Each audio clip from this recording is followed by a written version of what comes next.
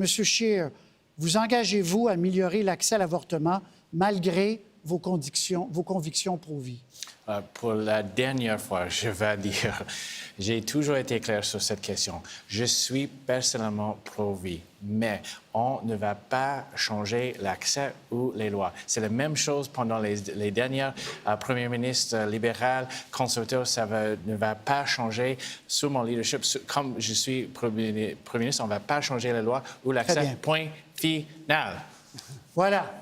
Monsieur Blanchet, je reviens sur la laïcité. Et j'ai une question pour vous, et et je vais relancer le trio. Si la Cour suprême invalidait la loi québécoise sur la laïcité, en tout ou en partie, est-ce que, selon vous, ça relancerait l'option souverainiste? Je ne sais pas qu'est-ce que les Québécois feraient dans ce cas-là, mais pour les Québécois, la notion de laïcité, c'est une valeur progressiste, héritée de la Révolution tranquille. C'est généreux, c'est accueillant, c'est bienveillant, ça protège l'égalité de tout le monde, ça protège l'égalité des sexes. C'est pas quelque chose de contraignant ou de restrictif dans le cœur et la tête des Québécois. J'apprécie ceux qui reconnaissent que c'est à Québec de décider. Je comprends les ambiguïtés. M. Singh, vous dites pas la même affaire en français et en anglais. Les journalistes vous ont travaillé, ça n'a pas donné la même affaire. Puis quand on parle de laïcité, M. Trudeau nous parle du Nouveau-Brunswick puis du droit à l'avortement. Les Québécois sont capables d'avoir des gens avec lesquels ils n'auront pas de doute quant à l'engagement sur la laïcité. Est-ce que les gens qui se feraient virer de bord, encore une fois, par la Cour suprême, se diraient « Oh, on a été, négligés. Il y a eu un manque de respect institutionnel par la plus haute instance juridique du Canada. » Et il y en a sûrement qui se poseraient la question. Mais je suis convaincu que telle n'est pas l'intention du gouvernement Legault, qui n'est pas un gouvernement souverainiste. Il y a seulement moi qui peut être premier ministre qui était toujours clair sur cette question. On ne va pas intervenir.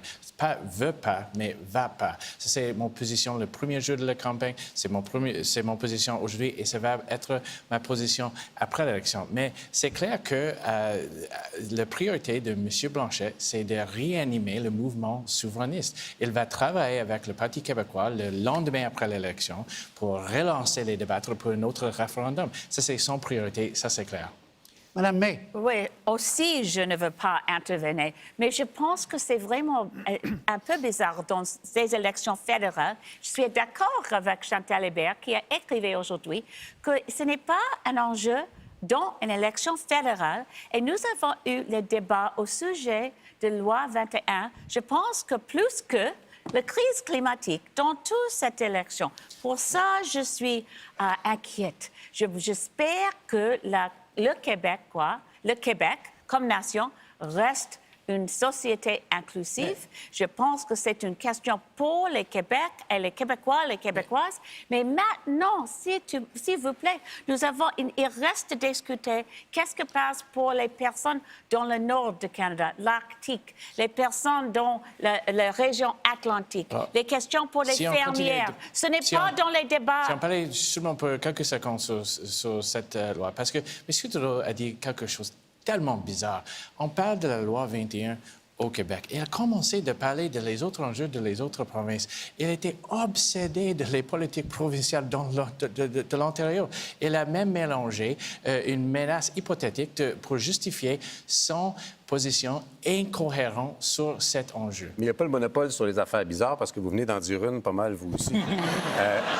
Non, mais ça, c'est... Vous êtes en train dans vous une... qui avez travaillé... Je ne suis pas Justin Trudeau, là. Coupez-moi pas la parole aux 3 secondes. Vous êtes en train de dire que le gouvernement Legault se fait l'instrument d'une tactique bloquiste qui va soutenir la loi 21 pour faire avancer le Bloc, puis que le lendemain, le Bloc va aller travailler avec les 9 députés du Parti québécois contre le gouvernement Legault, alors que la dernière fois que j'ai vérifié, le 21 octobre, c'est pas un référendum sur la souveraineté, c'est une élection fédérale où le Bloc québécois dit aux Québécois « N'envoyez pas à Ottawa des gens qui vont défaire ce que vous avez demandé à ceux de Québec de faire. » La chose que j'ai dit, c'est que vous prétendez être le meilleur ami de M. Legault. Vous cachez vos intentions. Vous cachez vos intentions actuelles pour gagner les sièges, alors que vous pouvez réanimer le mouvement souverainiste le lendemain après les élections. Le concentrer sur c'est votre priorité.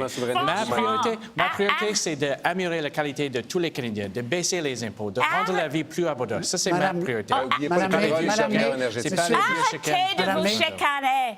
S'il vous plaît. J'ai le droit de parler un peu, s'il vous plaît. Allez-y. Madame May, allez-y. Oui. Dans la question de loi 21, je pense que tous les chefs ont le problème parce que tout le monde dit qu'au niveau fédéral, sauf pour M. Benny, que nous sommes contre la loi, mais en même temps, on doit respecter le Québec et les décisions de cour, attendre les décisions de contestation qui sont maintenant en train au Québec. Voilà. Merci, Madame May. On vous a laissé parler.